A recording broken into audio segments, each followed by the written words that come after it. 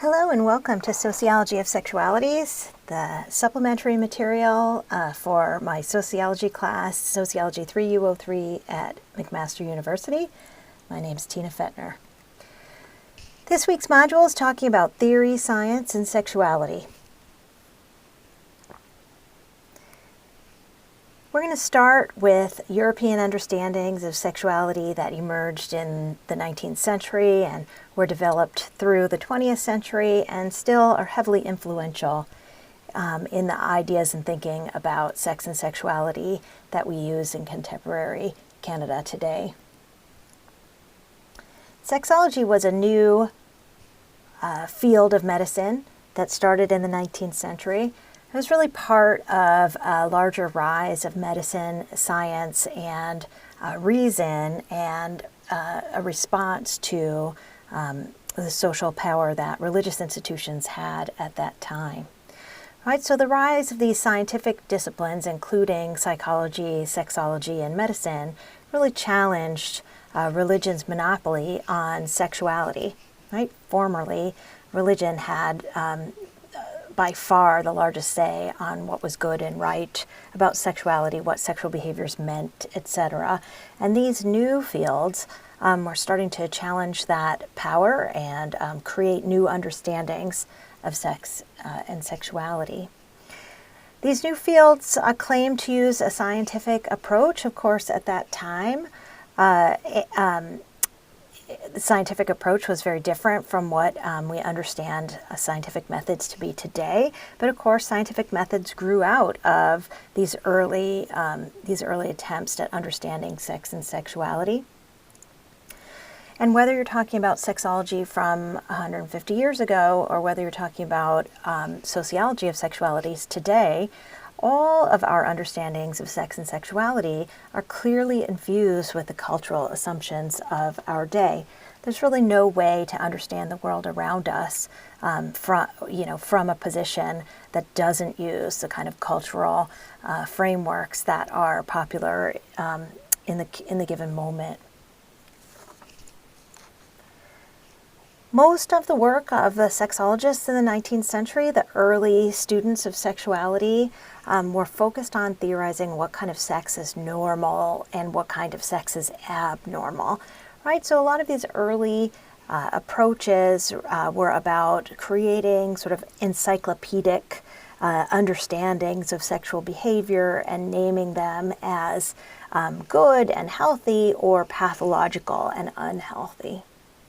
Right, so one example of this is Richard von Krafft-Ebing, whose major work was called Psychopathia Sexualis. It was published in 1886. Right? It was one such sort of list of sexual behaviors and categorization schemes identifying what he saw as pathological sexual behavior.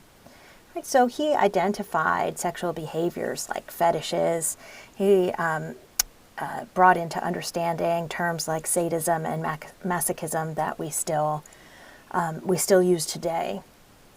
Right. Initially, von Krafft-Ebing also understood homosexuality, which was a new term that was just emerging at this time, to be a pathology. Right, but later, even though this was a very early attempt at sexology, even von Krafft-Ebing understood that this was probably an incorrect attempt at categorization and issued a correction later. Another early sexologist that had a great influence on our understanding of sex and sexuality was Havelock Ellis, right, whose Psychology of Sex made a lot of claims that had a lot of influence on our understandings of sex and sexualities. Right? Havelock Ellis had a gendered understanding of sexuality that reflected the current cultural understandings of his time, including that women were fundamentally not sexual beings.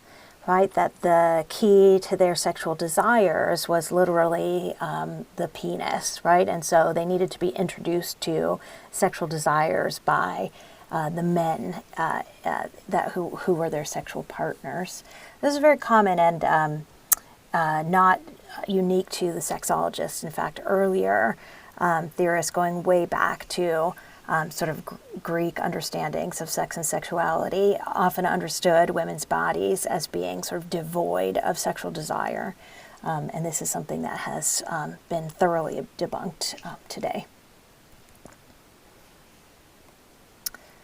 Okay, so I don't need you for this class to have a sort of encyclopedic understanding of what sexologists in the 19th century did, but what I do need you to take away so that you have a foundation to understand how sexual knowledge and science of sexuality has developed over the time is to know that these early understandings of sex and sexuality, seen through the lens of medicine and science, were really heavily focused on the creation of sexual pathologies, but also on the creation of sexual identities, which is something that we discussed in the last module.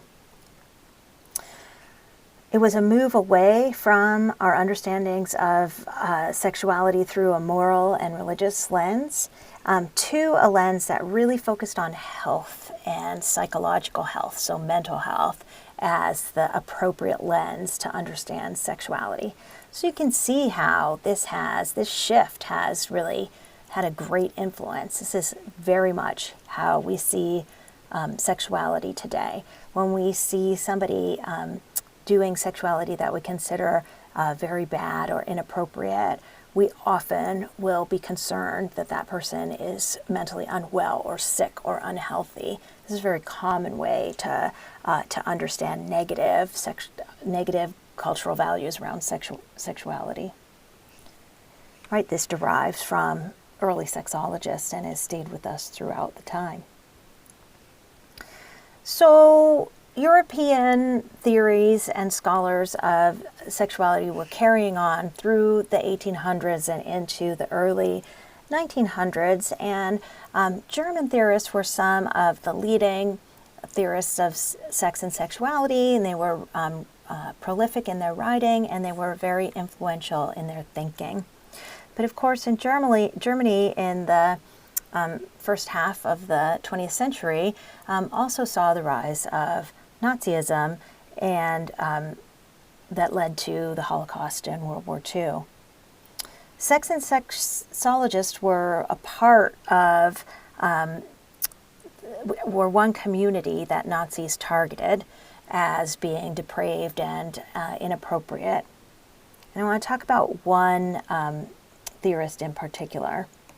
So Magnus Hirschfeld was a German theorist, and he was also identified as a homosexual man. He was an early advocate of decriminalizing homosexuality on the basis that homosexuality was not a pathology, but a normal variation in human experience.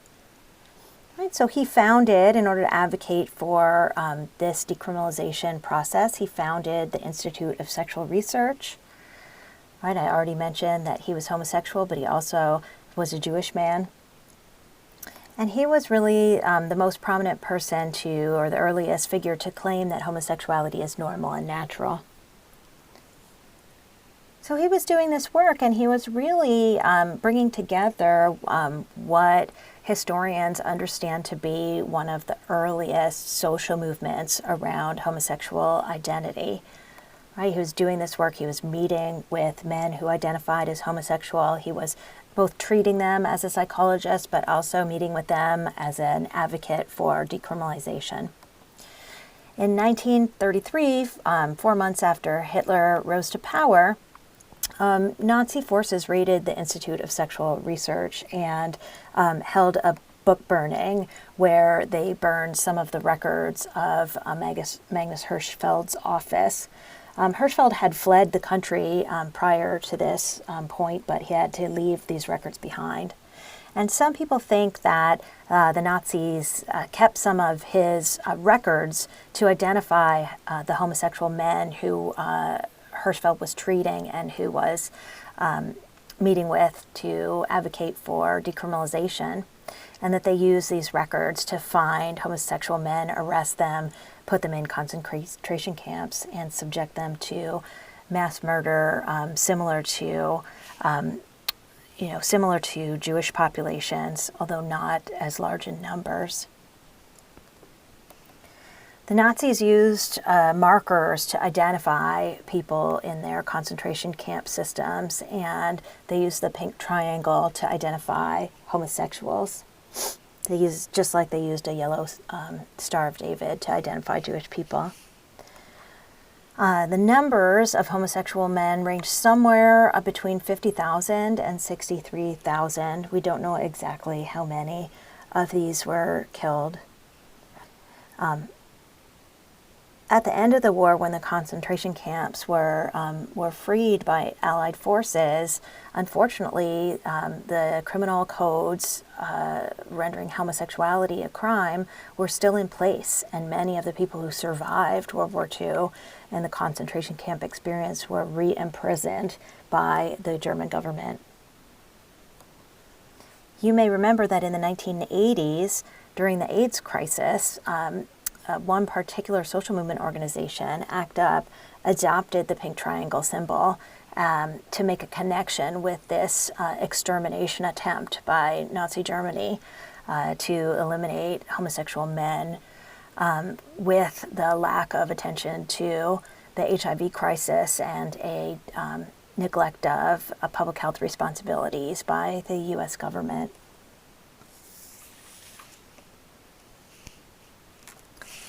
So moving forward in time, we have, a set of a range of theories of sexualities that go from claiming homosexuality is wrong and pathological to understanding sexuality as widely varied.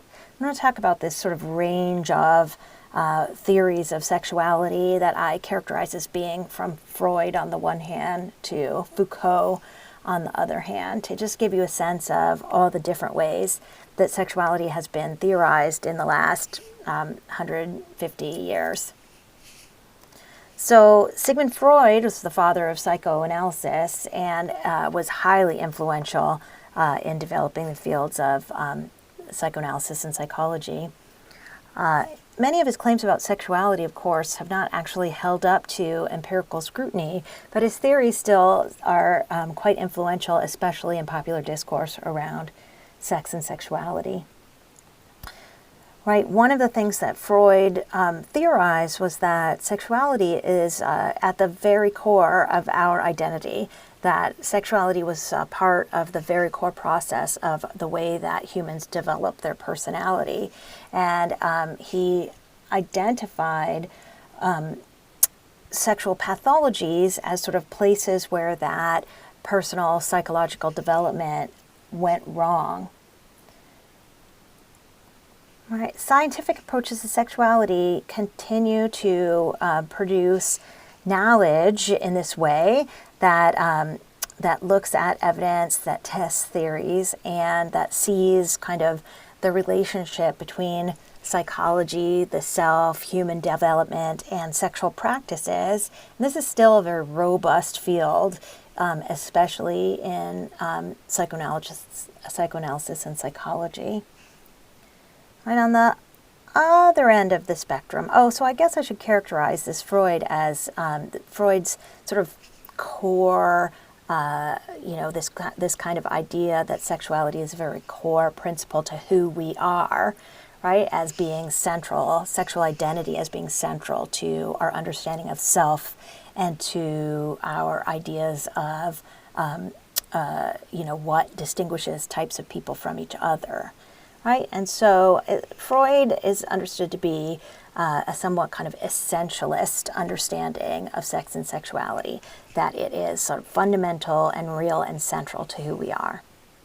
Another end of the spectrum of this kind of idea of the relationship between our sexual behavior and ourselves, right, is Michel Foucault, right, who was looking at not from the perspective of psychology or psychoanalysis, but from the perspective of discourse analysis and the way that we talk about sex in the social world.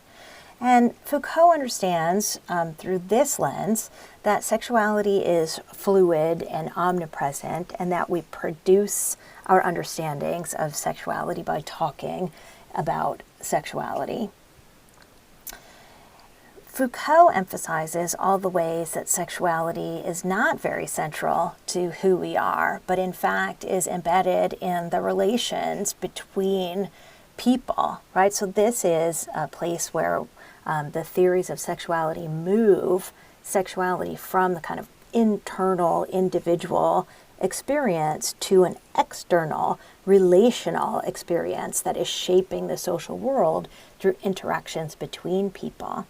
Right? And so Foucault is very interested in how sexual discourse exerts power over people, how we exert power over our own, we exert discipline over our own bodies to conform with our understandings of what good sexuality is, and how the social world encourages us to engage that kind of self-discipline. Right, so Foucault is really bringing an understanding of sexuality that's, I say, on the other end of the spectrum from Freud, because it's very external to the individual, right?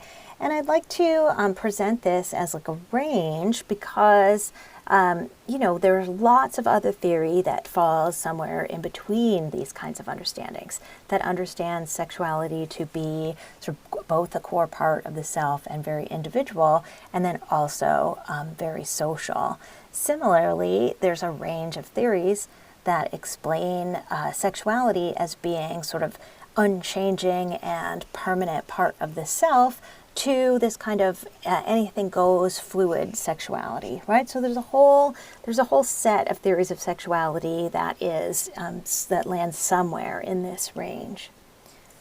I want to point out one theorist in particular that has been particularly influential to the sociological development of theories of sexuality, even though Gail Rubin is not a sociologist, but rather an anthropologist. Rubin's understanding of sex and sexuality called upon theorists to detach it, to disentangle it from gender theory, right? And so wanted to look specifically at sexual behaviors themselves, sexual desires, right, identities, and then the power relations, right, the politics of sexuality, right? It was Gail Rubin's influence that led us to use the concept of sexual hierarchies and look at the lens of social relations and sexuality. And Rubin was also very influential in encouraging us, following Foucault, to look at the way sex and sexuality is regulated.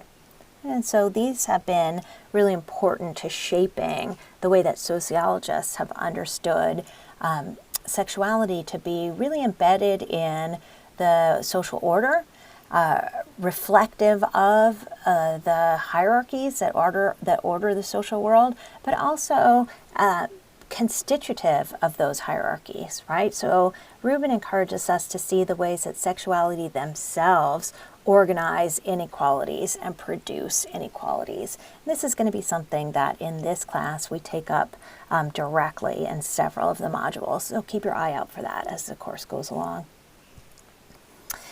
Sexuality and social science continues to develop over time. Sociological approaches in particular have treated sexuality as an object of study that's similar to other forms of social behavior. Right, so we understand sex and sexuality to be learned through socialization. We understand sexuality as something that is governed by institutions like marriage, right, and education, and the criminal law. We understand sexuality to be regulated and enforced through both laws, formal laws, and informal norms. All right, and so taking sexuality as an object of study as opposed to, for example, treating it as a core part of the self that we can't really get at is a fundamental way that sociology addresses issues of sexuality. So this means that in our field, in sociology and in other social science disciplines, right, we really are talking about empirical analyses of social science that use theories to guide our thinking, but also consider evidence, right? One of the ways that we think about sex and sexuality is we just ask people, right? So we ask people to express their ideas about sexuality. We ask people about their sexual behaviors, and we ask people about their sexual identities. One of the key theorists or one of the key scholars that influenced our thinking in this way was Ed Lauman, who's a sociologist that did one of the earliest quantitative surveys. And I have done a recent quantitative survey myself, sexual behavior of adults across Canada, that examines sexual behavior to look at the way that behavior is patterned, to look at social norms, and to see differences in the way that different groups express their sexuality. We also look at qualitative interviews, right? So we take sort of in-depth qualitative approaches through talking to people in interviews, through participant observation, through ethnographies. And so some important work, although by no means exhaustive, is Sharon Thompson's work on high school students' approach to losing their virginity, or Armstrong and Hamilton's look at the way that university students organize their sexuality and the role of class in determining your sexual behavior. All right, so that's all we have for you today. I want to encourage you to complete Module 3. Like every week, please read all the readings, and when you do, you will absolutely crush the weekly quiz under the weight of your knowledge because you have so much to say. I'm looking forward to seeing you next week, and in the meantime, I have some recommended reading to do in the Sociology of Sexualities. I'd like, if you're interested in this topic, to make sure that you're aware of certain recent research, like Lisa Wade's book, American Hookup, which discusses hookup culture on university campuses across the United States. I'd like to draw your attention to the SHIFT project on sexual assault and university students that is coming out of Columbia University in New York City, that's also looking at university students' experience of sexual assault. And I think you'll really enjoy Angela Jones' recent article on webcam sex workers called I Get Paid to Have Orgasms. So those are a few things you might want to look up after you've done all the work for this class. Thank you.